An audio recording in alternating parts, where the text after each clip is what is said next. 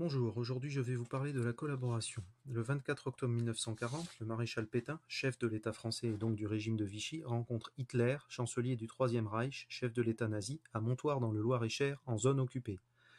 Les deux hommes se mettent d'accord pour collaborer. Le 30 octobre 1940 à la radio, le maréchal Pétain annonce aux Français qu'il a choisi d'aider l'Allemagne nazie et qu'il souhaite sa victoire. Cette politique de collaboration se fait dans différents domaines. Le maréchal Pétain met en place la milice, qui est la police politique du régime de Vichy et dont le but est d'arrêter les résistants et les juifs. La police et la gendarmerie française mènent des rafles, arrestations de milliers de juifs, voire de dizaines de milliers de juifs, pour les livrer aux Allemands. La plus célèbre est celle du Veldiv, du Vélodrome d'hiver, le 13 juillet 1942.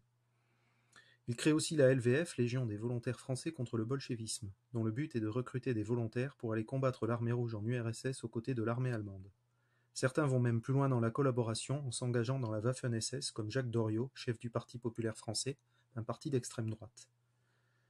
Le maréchal Pétain crée également le STO, service du travail obligatoire à la demande des Allemands en 1943. Le but est d'envoyer des ouvriers français travailler dans les usines allemandes, car l'industrie allemande a besoin de main-d'œuvre, puisque les ouvriers allemands ont été enrôlés dans l'armée et sont partis combattre en URSS. Près de 650 000 Français ont ainsi été envoyés travailler de force dans les usines d'armement en Allemagne. Enfin, Louis Renault, grand patron français, collabore avec l'Allemagne nazie en fabriquant des automobiles et des camions pour l'armée allemande.